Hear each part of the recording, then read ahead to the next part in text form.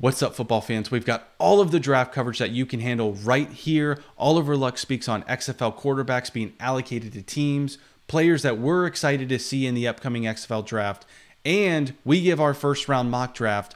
All that and more coming up next on XFL Chalk Talk.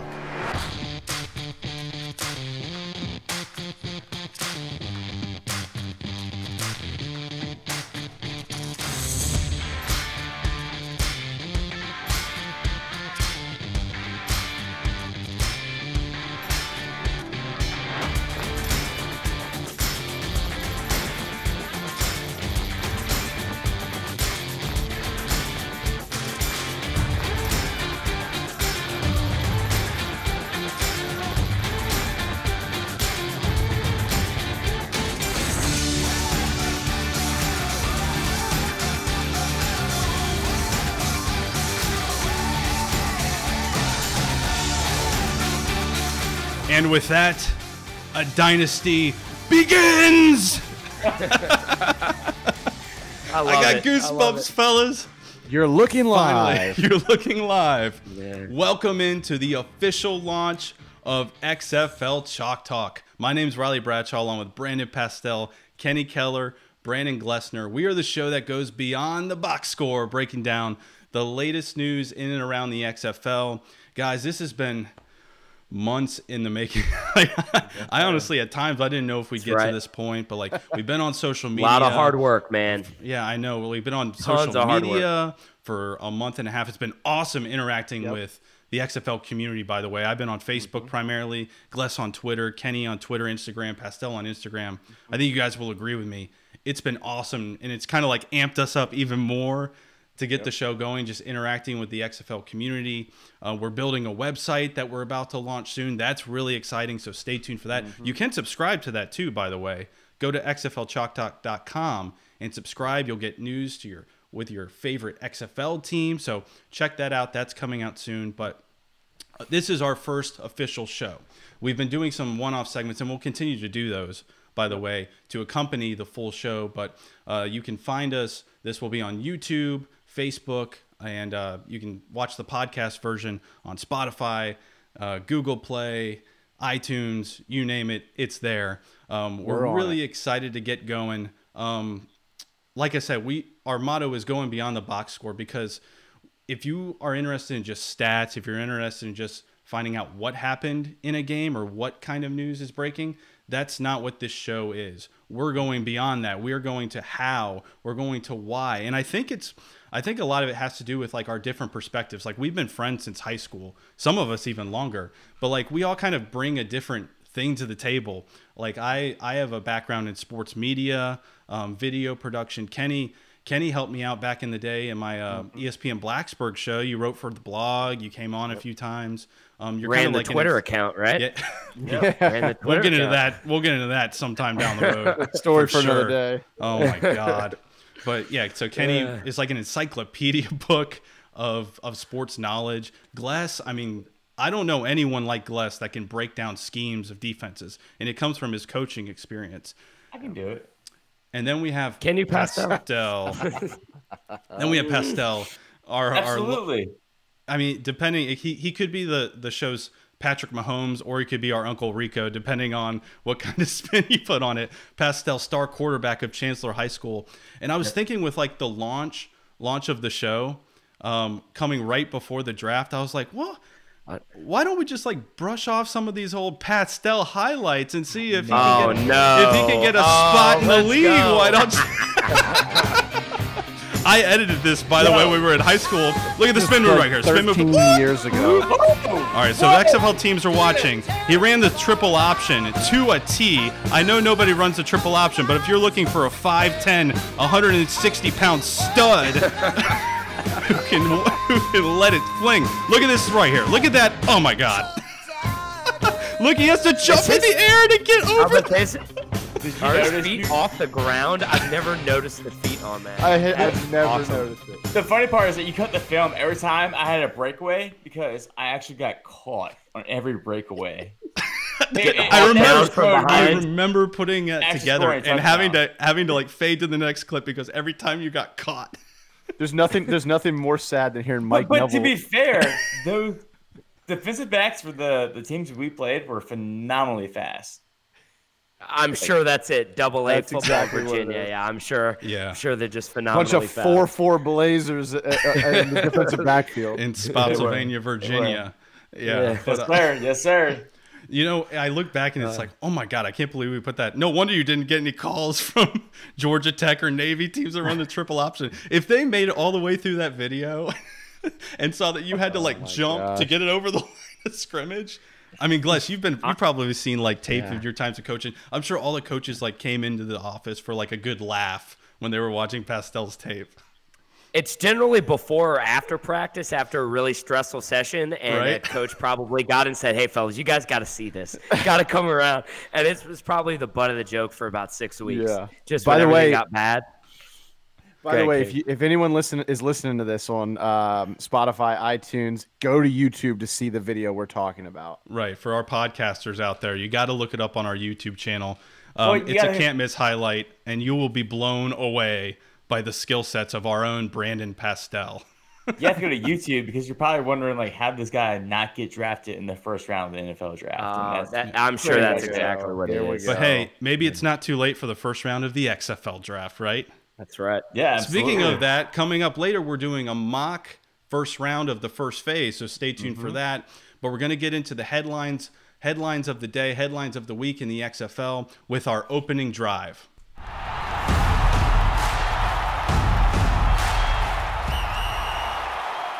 So with the draft coming on Tuesday, Oliver Luck appeared on This Is the XFL show, and he said something very interesting to me, guys. I want to bring the quote up here, and it is in regards to allocation of quarterbacks. His quote is, "A quarterback will be assigned to each team that will be done before the draft." That we already knew. That was in the press release. "I will emphasize to you that is based on the priority list that the coaches gave us, the quarterbacks they wanted as they ranked them," which also we kind of knew or we figured would be the case. Here's where it starts to get interesting to me. "We will have a quarterback assigned to each team, but this is not the end of it." Okay. Continue. "This is just a moment in time. We will continue to talk to agents and quarterbacks as guys fall off the NFL tree." Okay. So it sounds like, yes, there will be quarterbacks allocated before the draft, but that by no means that it's these quarterbacks that are going to be allocated before the draft are the guys that you're going to actually see as starting quarterbacks when it comes to February 2020. I mean, yeah, I think it's humbling, honestly, for a new startup league to say, "Hey, our best athletes aren't here right now," right? So I think they understand the process, and they understand that quarterbacks will be cut from practice squads, and then once the NFL league year is over, more quarterbacks will become available. And quarterbacks make a league or they break a league. So I do believe that they understand that in this moment in time, there's probably a few quarterbacks that they consider a high-tier athlete, and they will let them make that team up. I do believe in January and February that the best athletes are not available at this point. Well, and one thing too, pro football is an ever-changing landscape. Look at the Pittsburgh Steelers, for example. Devlin Hodges was a name that was thrown out there as a tier 1 quarterback. That was a guy, Kenny, that we were talking about, before we even launched the show in our in our show run-throughs. That was a guy that we were targeting as a potential XFL guy, and now he's starting for the Pittsburgh Steelers. Right, and look at the road how he got there. And if you're the XFL, how can you can't predict this stuff? To start the season, Big Ben and Dobbs were the quarterbacks in Pittsburgh. Big Ben gets hurt. Josh Dobbs gets traded. Mason Rudolph gets hurt. Yeah, gets hurt, and now Devlin Hodges is the starting quarterback for the Steelers. By the way, he's tearing it up tonight.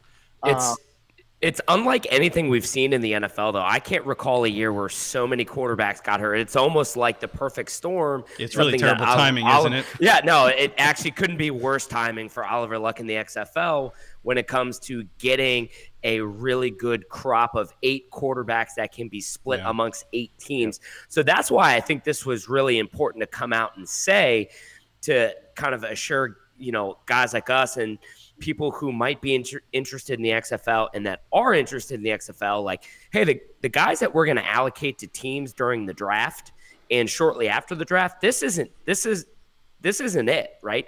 we're still going to be evaluating the quarterback position because Oliver Luck knows better than anybody, and he referenced it a couple times in the show and during his quote, like, hey, we know the success of this league is about the quarterback position and the quality of play at that position. He mentions it in essentially every interview that he does. Every quote, every interview. Yeah. When he talks about the makeup of the league, just how vital it is to have solid quarterback play. So I mean, when you're a startup football league, you really don't have any other options, do you? I mean, you have to wait as long as you can. If someone that's currently on an NFL roster, I don't know, for example, Chad Kelly, Kenny's boy. Say Chad Kelly gets. He loves Chad Kelly. Yeah. Say Chad Kelly gets cut from the Colts practice squad in December. I mean, you're the XFL. You have to go after him, right? You can't just be like, sorry, we already allocated this quarterback, so we don't have room for you. It's just you have to go after him. Practice squads are littered with guys. Eric Dungy just signed with the Browns. I figure he was probably a tier 1 guy or close to being one. John Wolford's with the Rams. So, there's definitely tier 1 talent. And there's so much movement between the practice squads, from the practice squad to the 53-man to the practice squad to being cut to being assigned to another practice squad. As the XFL, why would you handcuff yourself to these athletes to be a tier 1 quarterback other than just marketing them? I understand, like, you want to market a quarterback that's there on your team. So from November, December to January, but if the better quarterback arrives in January, take the better quarterback. I think it comes down to there's a fine line between waiting too long because you don't have anybody to market as the face of your franchise, and then also from a continuity standpoint of practicing with the team during minicamp and training camp and getting. And where's that line? That's the question. I don't know. The XFL has to find that out, but there is a line. You can't just have a guy come in the first week of February and expect them to be competitive. The end of the calendar. Well, I mean, it's not right away. Free agents are signed all the time in other leagues, so I don't know if that necessarily, if there's has to be a cutoff. Like, I get what you're saying. Yeah. I totally agree with you, especially about the marketing aspect of it. It's so hard when the face of your franchise, essentially the quarterback, you don't know who it is. Going into and for a new football league, nonetheless, trying to market, trying to engage and interact with the community, and you don't have a face of the team that you can push out there. It makes it tough to market your product. It is the nature of the beast, though. I mean, it's a startup league, right? I mean, guys are going to be taking those practice squad jobs in the NFL with the potential of getting to the 53-man and back because, one, the pay is possibly better, and two, it's a chance for them to stick in the NFL. I think as the XFL gains more credibility in year 2 and year 3 and year 4, I don't think it's going to be anywhere near this difficult. I just think it's the nature of the beast, unfortunately, with year 1. But when it comes to marketing, and I totally get marketing, and you want to make sure you get the face of the franchise, and the face of the franchise is a little bit tough because all we have are logos and cities. Right? Yeah. Right. We don't necessarily have anybody drafted at this point. We don't even know what the XFL is going to look like with the on-field play yet. So the I totally get the marketing. Our real book hasn't even gone out. So that's where I totally get, hey, we want the most marketable guys right now. I'm with Pastel. I'm willing to wait December and January to get guys that can really play. I mean, and honestly, get them in the XFL to make the product better. If a guy shows up on your doorstep in February, in March, you have to take them if they're that high. I mean, if a Tim Tebow shows up on your doorstep and is like, why are you smiling, Kenny? Like, that's not, plausible. No, I was laughing because you said Tim. I just laughed because you said Tim Tebow. I was like, "Here, we're going to open up a can of worms here." Oh God, yeah. Sorry, but a quarterback of that caliber. I mean, you're not going to just not open the door if he's knocking on it. You have to let him in, right? Like I said, I don't think it's a black and white situation. It's definitely a lot of gray into it because how many are there that many good quarterbacks to where if this quarterback X shows up in February that they're so much better than the quarterback that's gone through your mini camp, that's gone through your training camp, that's the captain of your team, and so forth. They've got to be that much better. And I question it. Are there that many? Yeah. I do think that the XFL is kind of veering off their original plan, which is to be expected, partly because of what we discussed, the injuries. And maybe they're just finding it harder being a startup football league to really recruit these guys and, get them to buy into what they're selling. So maybe they were anticipating on having these quarterbacks in place already, and they're just finding out, wow, this is going to be harder than we thought. So we need to wait because, especially with the injury bug going around with NFL quarterbacks. That's what I was gonna say that too, Riley. This, we said it earlier. It is such an odd year when it comes to quarterback injuries in the NFL, to where these guys are now getting practice squad and backup position, backup spots that we're like, hey, you know what? 2 months ago, we were penciling them to be a tier 1 quarterback and being kind of one of the faces for the XFL. It's the perfect storm of something that I don't think anybody anticipated it would be this bad. And it's set up where the NFL quarterbacks, like if you're Cardale Jones right now, we'll see tomorrow. This is being recorded on Sunday, by the way. If Monday comes around, Cardale Jones is on that list. Honestly, I would be kind of surprised, because he is seeing around him right now. Okay, I got cut. I'm a free agent right now, but I'm seeing these guys being picked up and being elevated to 50. It's 1 or 2 hits away from going from being a free agent to being on that 53 man. So why would I box myself in to an XFL agreement, to an XFL contract, when I can just wait it out and then go to the XFL when I'm ready?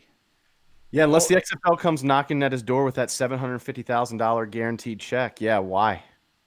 And vice versa for the XFL. Why are you going to box yourself in to one draft and saying, hey, these are my tier 1 quarterbacks, this is my 71-man roster? It's like, no. Let's be fluid with the situation. Let's be adaptable. Right. That's where other leagues have failed in the past, is like they're not adaptable. They want to believe that they're the best league, the only league outside the NFL to have these athletes. Like, XFL saying, no, there might be another draft in November. There might be more free agents in January. And, hey, we're going to keep recruiting the best athletes that are out there, and not just saying, hey, this draft coming here October 15th and 16th is all end-all, be-all. Like, let's keep being adaptable. Oliver Luck has said. That's a good point, Pastel. It's a great point. Oliver Luck has said these players that you're going to see drafted on Tuesday and Wednesday aren't necessarily guys you're going to see when it comes February 2020. They're going to be drafted, but whether they make it to mini camp, make it through training camp, there's going to be cuts. They're bringing in 71-man rosters, and they're cutting down to 52 players, I believe. 52, 53. So it's yet to be seen. So we're going to have to wait and find out how kind of the pieces fall, the dominoes, when it comes to players and the makeup of rosters. Talking about roster makeups, it's a perfect segue into our next segment, where we're going to break down some of the players that we're excited to see in the XFL draft. But first, XFL Chalk Talk is brought to you by Top Dog Marketing. Are you frustrated trying to grow your business online? From digital marketing strategy, marketing implementation, and data analytics, Top Dog Marketing has the expertise, knowledge, and track record to help you grow your business online, bring in more revenue, and help you establish a dominant online presence. Visit topdogmarketing.com. That's topdog, DAWG, marketing.com for your free digital marketing consultation. It's hard to believe, guys, but Tuesday is finally upon us, the XFL draft. I felt like this day was never going to come, but it's finally here. Almost 1,000 players in the draft pool. Think about like the scouting, player development for the XFL. Just the job that they did with all of these showcases, the spring league, just finding guys to create this pool of high quality players. It's an impressive list. As the XFL released these names, throughout last week, I was pleasantly surprised of some of the names on the list. So we here at XFL Chalk Talk went through this list and kind of highlighted some guys that we personally were excited to see. Glessner, why don't you start us off with guys that really stood out to you?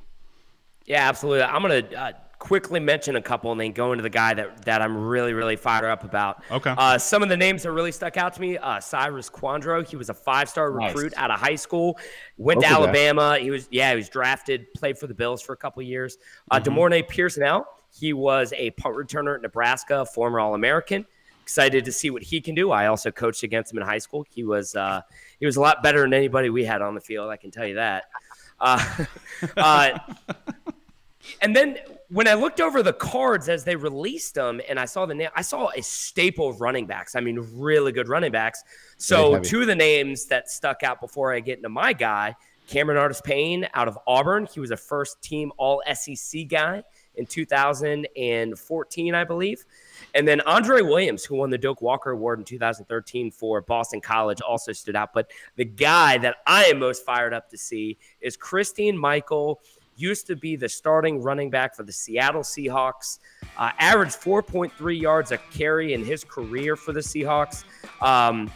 He was the starting running back, like I said. For the Packers, he had a little bit of time, but it was only just, I believe, a couple months. But he was a second-round pick out of Texas A&M University. He was the running back when Johnny Manziel was there. And he had some injury history, but you know how the running back position is in the NFL, fellas. Oh, the turnover is insane. The turnover is insane. So if you tweak a hamstring and you're out for 2-3 weeks, I mean, you could easily be supplemented on the depth chart. Like I said, he averaged 4.3 yards a carry in his career. A physical runner that has surprisingly great breakaway speed. And again, he was released by the Colts in 2018. But I think he's a perfect guy, especially at that number one spot being picked by the DC Defenders to really be a dynamic player. Is that a tease for the mock draft? Might be a little bit of tease later. That might be a little bit of tease, but I get really fired up when I watch this guy run the ball when he's fully healthy. So I don't get it, man. I'm really excited to see what he can do in the XFL. I was so high on him during his NFL career. Like, I always thought every year he was like that guy that always was mentioned, especially like in our fantasy football drafts, it's like that breakout candidate. Yep. And it just never happened. I guess it was part because, like Gless said, just the turnover of running backs. He couldn't stay healthy, and then he just lost his opportunity. And sometimes that's just how it happens, especially at running back in the NFL. But the way that he runs, he's a physical power guy. He keeps his pads low. He is a guy that I could see being a 3-down back, and like Gless said, potentially a first-round pick in the upcoming draft. Well, yeah, and Gless actually brought it up a little bit earlier. He talked about he had surprising speed. This was a guy who was an all-state track champion in high school, 100-meter dash. So the guy has wheels. It's not like he's a plotter by any means when we say he's a big physical guy. The guy has speed. He's fast. He's the complete package. It's just the NFL stands for not for long, and that's especially true for running backs. I love that you mentioned Andre Williams as well. I mean, what a senior year at Boston College. He rushed for 18 touchdowns, over 2,000 yards. Just couldn't make it happen with the Giants, but he's someone I'm really interested to see. And it's like these stories, these redemption stories of guys that the talent's there. It's just they couldn't put it together, whether it's due to injury, inconsistent play. But now he has a chance for like redemption in the XFL, and he's a guy I'm super excited to see. Yeah. Well, he's a guy that can run the ball. I mean, he can run the ball at a high level. He did it his rookie year with the Giants. He had 7 touchdowns, rushed for over 700 yards. But again, just like the problem with Christine Michael, I mean, there's so much running back talent that is going through the NFL. It's just so hard to keep a job. I mean, you got to be so dynamic. But I'm with you, Riley. I can't wait to see what he does in the XFL. Yeah, I think there's when it comes to the XFL, there's opportunity that also meets scheme. And so, like, with the NFL transitions to, let's just be honest, the running back's not that important to the NFL anymore. And the talent you can find in the first round, you can find undrafted these days. So I think a person like Andre Williams that you want to have faith in to, like, go out there and, like, excel, I can find that talent any given day, any given draft, right? So I think as soon as you get hurt or as soon as you don't have the opportunity to excel, people like that, their opportunity is limited. It'll be interesting to see how the XFL values running backs.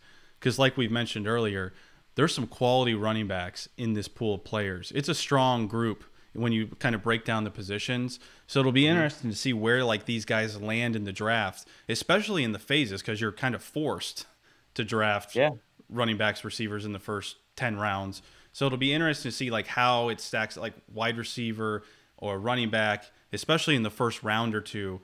I think will really kind of dictate how these coaches see running backs fitting into the rules of the XFL.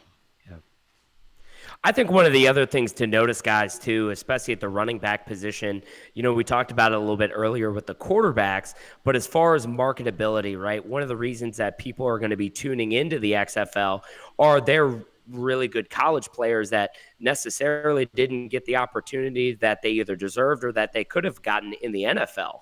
So I think from a marketing standpoint, I think it's just another kind of check mark for the XFL. Like, hey, we've got some really good, talented guys here. Let's see if we can't get them more spotlight, more carries. It'll be interesting to see what happens. Hey, Glessner. So another running back that I had on my list, actually, that was not marketed as well in college is Carlin Johnson from James Madison University. And this is one of those running backs that he got injured twice with an Achilles injury throughout college. But as soon as he came back healthy, I mean, this guy had 265 yards against ECU, one of his first games back from being healthy, and a couple touchdowns. And it's players like that, in my opinion, that maybe they were hurt during college. Maybe they didn't have the exposure they needed in college. But as soon as they were healthy, like, they excelled. And I believe a player like Carlin Johnson might actually do well in the XFL and make that transition into the NFL as soon as he's given the opportunity.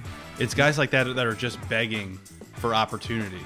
And that word opportunity is huge. Like, they just need a chance to prove themselves. They're hindered by injuries. They're trying to get back. There's guys in another teaser in our mock draft. One of my picks is a running back that really had a good NFL career going, and then injury just totally derailed him. And that happens all the time. It's a teaser, man. Say it, man. Say it. Who's a guy that also stands out to you, Pastel? I'll tell you what. So there's a few other players in my draft I would like to say would stand out. Is BJ Daniels. I think he's a phenomenal quarterback that played great in college, and he put up all the stats. He also played running back and receiver in the NFL. He just couldn't find a position that fit him. Tyree Jackson, 6'7", 250 pounds. He developed through his time in college, but just honestly, he probably needed another year, and he forgoed his senior year to jump to the NFL. When honestly, probably bad advice from his agent saying, "Hey, you need one more year to develop." Sean Oakman, man. Sean Oakman. That's your guy, Pastel. That's your guy, Pastel. 280 pounds. And people are like, you know what? Yeah, he's got the size, he's got the weight, but what about the talent on the field? Guys, he had 11 sacks, 25.5 tackles for loss his junior year of college. Guys, the guy has talent. Like, yeah, he's obviously one of the bigger names that are going to be in the draft from a defensive standpoint. Obviously, he had some legal issues. That's why he fell and wasn't drafted in the NFL. He was found not guilty on those charges, but we're not, so the XFL did their background checks. They did their due diligence. Oh, my God. Look at that monster of a man. But we're just going to stick to football here. But, yeah, this is a guy, like, right here, this highlight you're watching, this is Sean Oakman in the Spring League. Like, the Spring League. The league that the XFL is working with to, like, hey, guys. Test their rules out. So he's a guy that like needs the redemption story. As you get off the bus, who's the first guy you get off the bus with? It's a guy Sean like Sean Oakman. Sean Oakman's the guy. Even if he's terrible at football. And if you're the opponent and I see a guy like that, I'm like, you know what? I'm gonna try it again next week. Like Pastel, he's also just have him out for the coin toss, right? Yeah, have him out for that. You took my Ryan line. Even if he's on the bench, Riley. That's right. Yes. Have him march out there and shake the referee's hand. You know what I mean? He's just gonna terrify everyone. It's very interesting, man. A lot of the headlines have been offensive related for this league, so it is nice to see a defensive player who's got some clout, who's got some reputation, who's got some skill that could really make a big impact. I think it's a great transition into your guy, Kenny, because you have Sean Oakman, who's just a physical freak of nature, but couldn't get the rest of it together. And then you have your guy, who is kind of the opposite. Yeah, Nikita Whitlock. Nikita Whitlock from Wake Forest. He's the antithesis of Sean Oakman. He's a nose tackle who's 5'10", 251 pounds. He was all ACC 2 years in a row. That's what I do on Tuesdays. What is that? That's not all right. Oh. What was that, 450 pounds? Goodness gracious. He is just one ball of muscle. His whole body's a muscle, man. He's unbelievable. He had 18 tackles for loss, 9 sacks his senior year.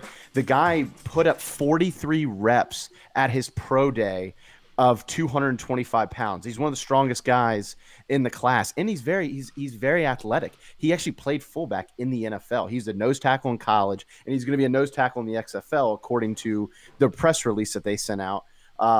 but he actually played fullback for the Bengals, for the Giants in the NFL. So he's got a lot of athleticism. And Gless, talking about your playing experience a little bit, you were considered an undersized nose tackle in high school. What are some of the advantages of being strong but undersized at that position? Yeah, well, not only is he strong, he's low to the ground, right? Low man always wins. That's what you'd say in offensive and defensive line drills, right? You get too high, the offensive lineman's able to get under you. But if you're so low to the ground and you've got a lot of power, it really makes it a nightmare for offensive linemen to block you. The other thing, too, is his speed. I mean, look at a guy like Aaron Donald now. I'm not saying he's going to be Aaron Donald, but Aaron Donald is a tad bit undersized, and that's why he fell when he did. But his speed is unbelievable, and that's exactly what Whitlock brings. I mean, it's the same kind of thing. Not only is he extremely powerful and extremely strong, but he's extremely quick. I mean, you don't get what he had his senior year, 9 sacks, Kenny, is that what you said? 9 sacks and 18 tackles for loss. And by the way, this is in the ACC, not like you don't get conference. nine sacks as a nose tackle in a Power 5 conference if you're not quick, right? I mean, you just have to be extremely quick. So that's some of the advantages he really has going for him. Well, and what's exciting, too, is he did that as, like, by far the best player on defense. Like, it wasn't like he played on a loaded defensive team. I mean, I being a Wake Forest fan, I can tell you firsthand, those were some pretty lean years for Wake, and he was about the only guy. So to do that against constant double teams is even more impressive. Yeah. I mentioned like Sean Oakman. If Nikita Whitlock had Sean Oakman's physical talents, that dude would be like a top 10 defensive lineman in the NFL right now. Well, and what's funny, his high school coach actually said when he was getting recruited, if he was 6'3", 6'4", he'd be the #1 defensive recruit in the nation. So I'm excited, just to the league to allow guys who might not have the size or maybe even the perception of having lack of size to give them an opportunity. Tweener guys. Yeah, it's exciting. It's very exciting. Yeah, Ryan, who do you got, man? So for me, it's a guy that I watched. I mentioned earlier in the show that I was a big AAF guy. I watched the Orlando Apollos quite a bit, and this dude just truck stick people the entire season, and that's Will Hill. He spent a lot of time in the NFL. He most notably with the Ravens and the Giants. He's a guy that he really reminds me of like a Cam Chancellor, and sometimes there may be lapses in coverage, but he loves to hit people. He loves to make plays. He had 3 touchdowns when he was a player in the NFL.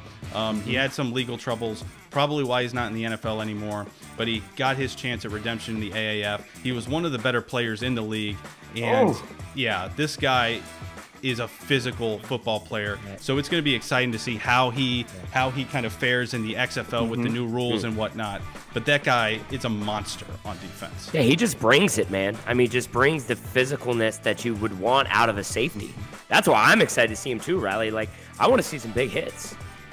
Well, and he is definitely the prototypical player for how defenses are becoming today. That kind of hybrid, because he's not super athletic. He's not athletic. His measurables aren't. I know on the field's different, but his measurables aren't super athletic. But he can play in the box. He can cover. He's that hybrid guy, like a Mark Barron type of player who could make a big impact. It'll be interesting to see how he stacks up because, like we kind of covered, the athleticism, maybe not elite status. He has lapses in coverage sometimes, and now that the XFL is going to this more wide-open style of football, how is he going to be able to hang with these quicker receivers, faster-paced offenses? He's kind of more of your, like, pro-style kind of football player, like more of your old-school kind of safety, where he likes to get in the box and just wreck people. He'll be able to do that, but not as much now, especially against these air raids, these faster paced run and shoot type of offenses where it's go go go, and with the shot or with the game clock being 25 to 30 seconds depending on what they say in the rule book, it'll be a much quicker pace. It'll be interesting to see how he fares with the new rules.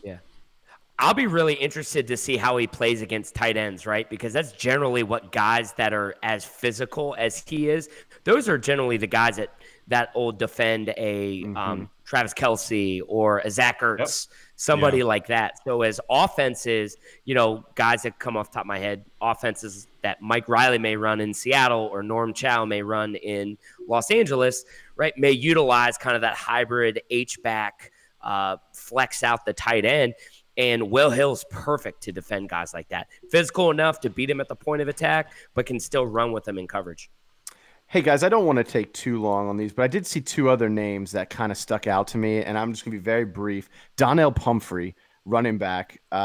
We go back to how stacked the running back is. That guy's the all-time leader in rushing yards for the NCAA. Unfortunately, he got hurt after he got drafted by the Eagles and never really even got a shake in the NFL.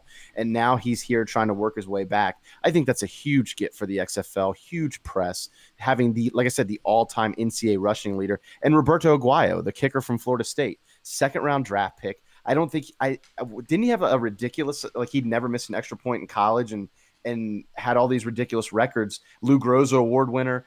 And then just mentally just checked out in the NFL, like literally got the yips. And I think what was so startling about him is he was a second-round pick, which you hardly ever see from a kicker. And the way he fell apart, like it wasn't like he missed he missed a field goal here or there. And he missed every kick. I mean, he missed everything to the point where he's now like an intern for the PGA. Like he's working for the PGA Golf Association. So yeah, it'll be interesting to see if he's overcome his mental demons and can rebound, because you really hope to see something like that. It'd be a really good feel-good story.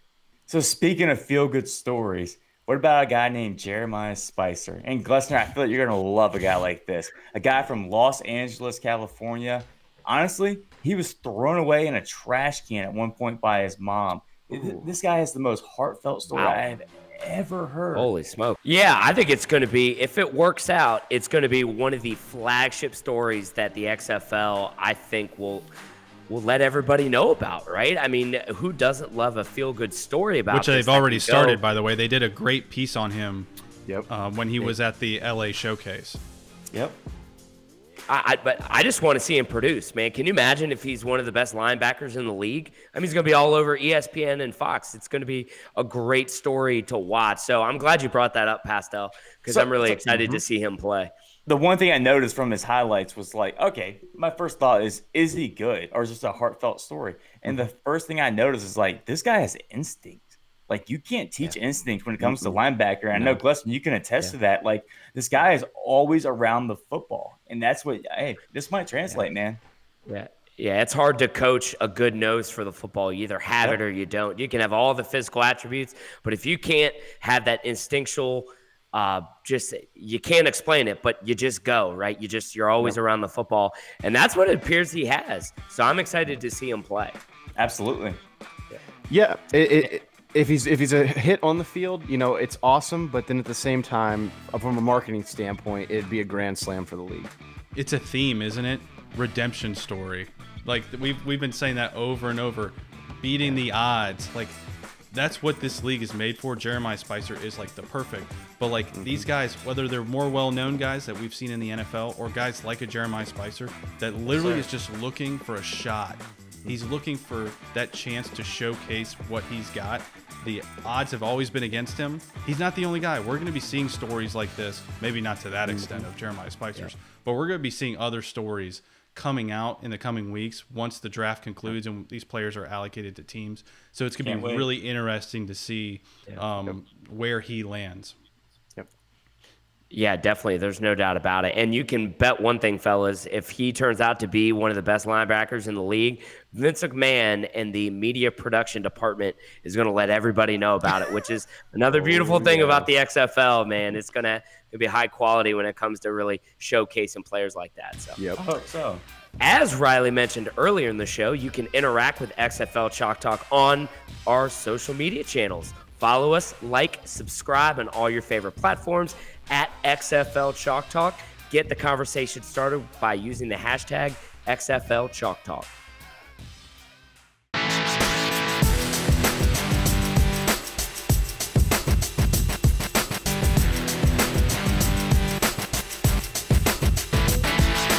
All right, guys, let's take a crack at it, shall we? The XFL Chalk Talk mock draft. We each got allocated a team. Glessner, you are going to get DC first, and you, sir, are officially on the clock. So awesome. Who is DC going to take with the number 1 overall pick in the XFL draft. With the first player ever drafted in the XFL, the DC Defenders will take Christine Michael, running back out of Texas A&M University. All right, running back. Go running back first. Most notably can be remembered 2016, played a bunch of games for the Seattle Seahawks. I think he's going to fit perfect with the Pep Hamilton running style and system in DC. A running back that has a lot of power, but also has sneaky breakaway speed. And I think he'll fit perfect in DC.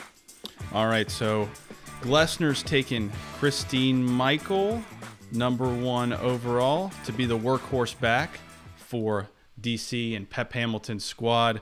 All right, who we got next? We have Houston on the clock. All right, yes, Pastel. Sir. Who is Houston taking? June Jones. So, Glessner, thank you for leaving the best player on the board available. Oh, come on. Come on. We all know Christina Michael's the best on the board. Hey, man, I think Ryan Broyles from Oklahoma University. Got to go receiver here, right? Player.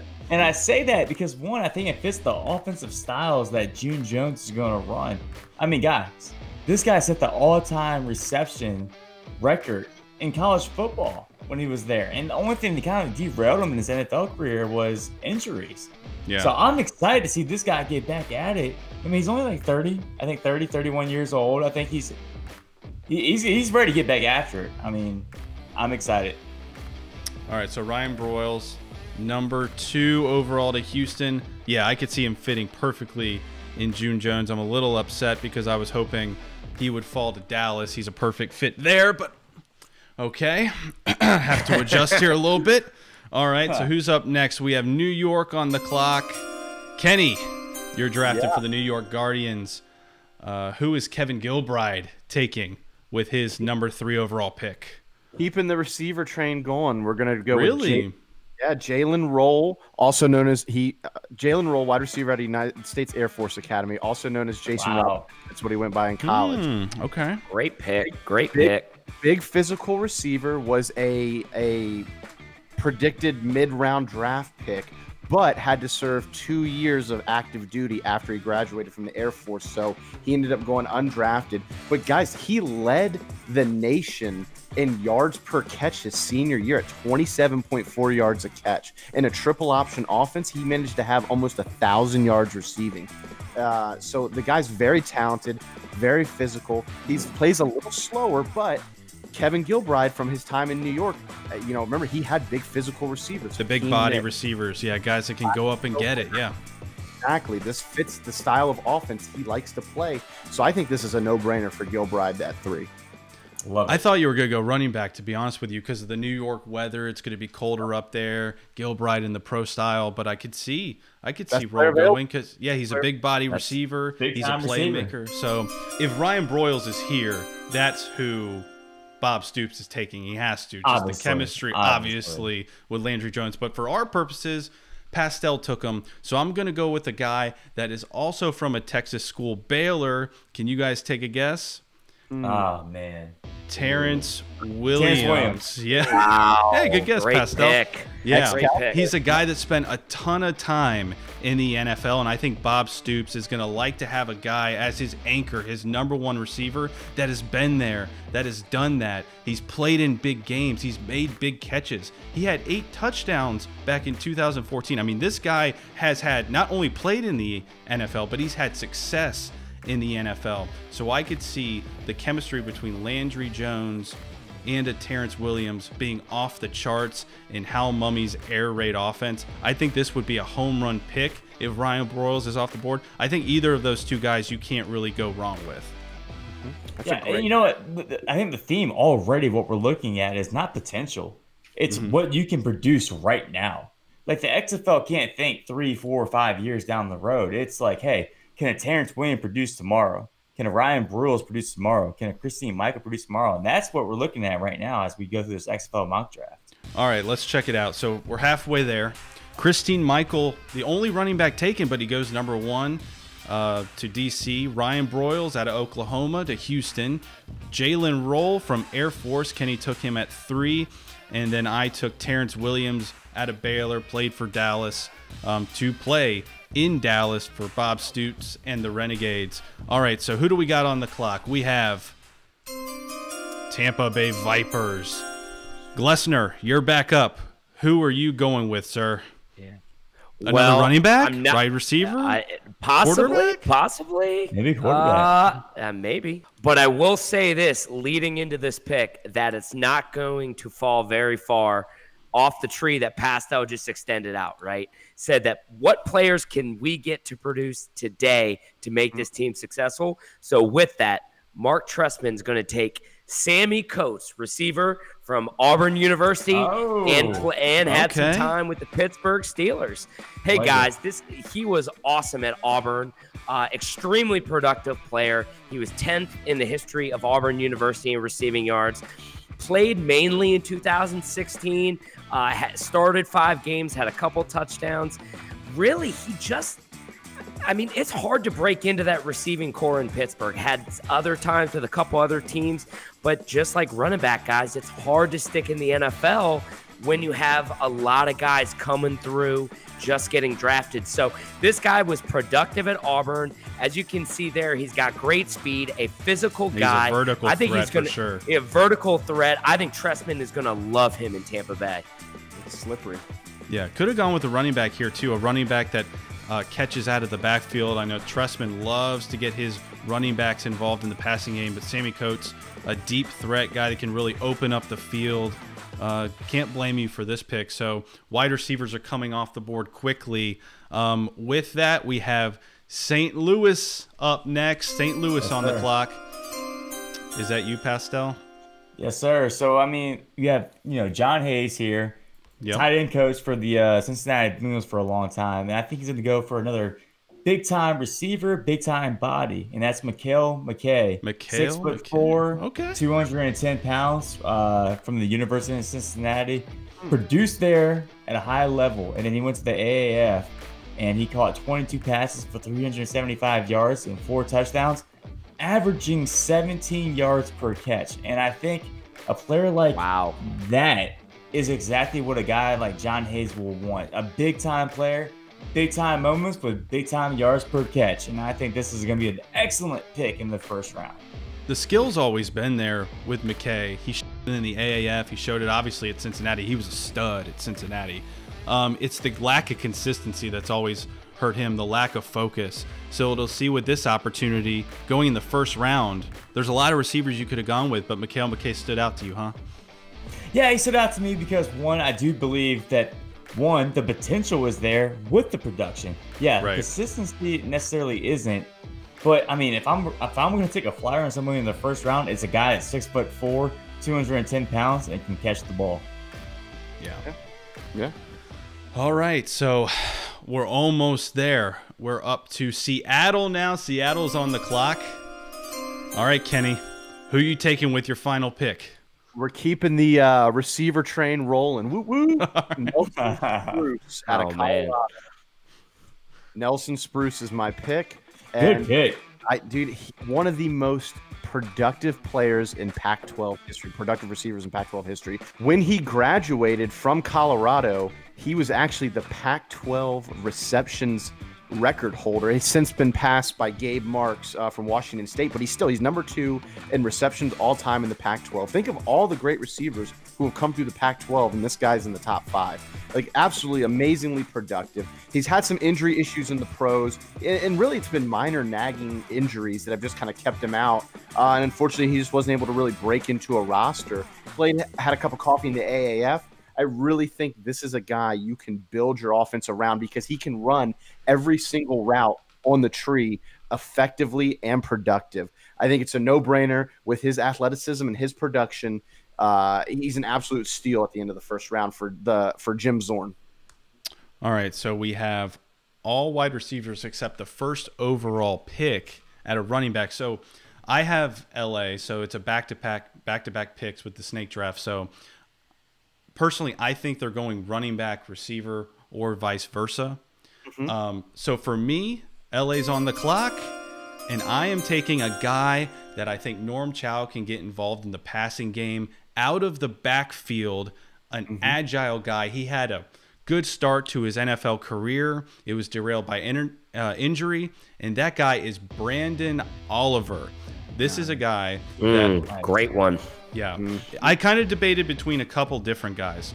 Trent Richardson's obviously out there. He actually, running-wise, could not produce in the AAF. But receiving-wise, he was very involved and very effective in the passing game. There's a couple other guys, a couple receivers I looked at. But Brandon Oliver really stuck out to me. I think he could fit great in a Norm Chow system. He's a tinier guy. He's more of an agile, switch up the pace. He really was like making a mark for himself in San Diego at the time with the Chargers. But that he popped his Achilles, and man, that's one of the worst injuries I've ever seen. I don't know if you guys have seen the video of him actually getting injured, but it's pretty gruesome. So it's great to see him back on the comeback trail and having his shot to get back into football. And I think he's going to take the most of this opportunity in LA with the Wildcats. Nice. So that's it. Let's bring up the full, complete mock draft. We have some good players here, fellas. So Christine Michael, Brandon Oliver, the two running backs that go. Everyone else, wide receiver. I think it's interesting. No quarterbacks went. I mean, at this point in time, when we're doing this mock draft, they haven't allocated the quarterbacks yet. So I guess that could potentially change depending on the quarterbacks that are allocated to teams. But knowing that everyone's already going to have a quarterback that they had on their list, it's hard to see a quarterback going in the first round, don't you think? Correct. I kind of disagree there. I think. Okay. Why is that? If you're assigned a QB, you don't know when a QB is going to get picked up by another NFL team. You never know with injuries in the NFL, correct? So I think if I'm an XFL football team, maybe not a first-round pick, but maybe within the second round, I might pick another quarterback. I might pick a Connor Cook to make sure I have a QB that can set my franchise up for success, thinking that a quarterback that was assigned to me, we never know when they're going to get picked up.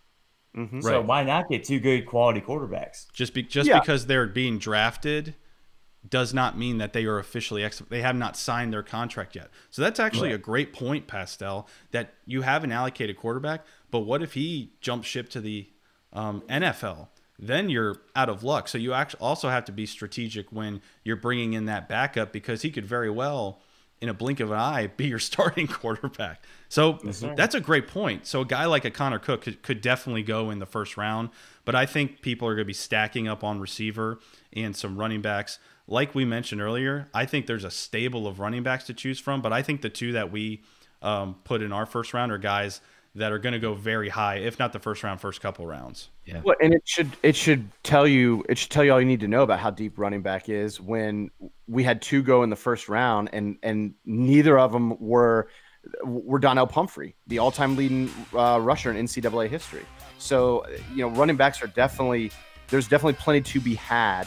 At Pastel, I agree, but also kind of disagree at the same time about quarterback, because I think there's too much talent early to take another quarterback if you've already been allocated one. But I do agree. I think probably that third, fourth round is when we might see another quarterback go off the board. I think you're going to see tons of receiver talent go in the second, third, and fourth round, just simply because a lot of these teams are just going to try to air it out. The rules are going to be favored to throw the ball even more than it is in the NFL. So I think you're going to see a lot of receiver talent go early. Maybe some running backs go in mid to late rounds. And then I think quarterbacks probably go last, although I think Brandon brings up a really good point I didn't think about before. So I'm excited for Tuesday and Wednesday, guys. I really am. We've been talking about the running backs, and I want to mention this real quick before we go. When I'm looking through it, it's a deep position.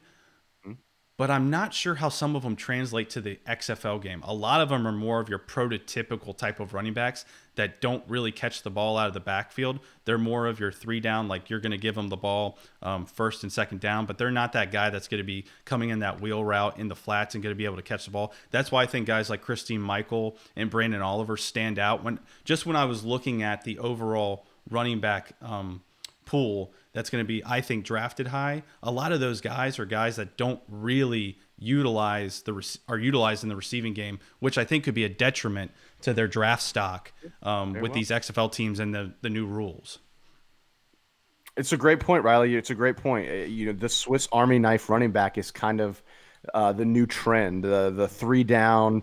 And I'll say it, the Trent Richardsons of the world are a dying breed, and I think you do bring up a really great point about having a very versatile back. That's going to be a big thing in the XFL for sure. All right, so our final mock draft is out.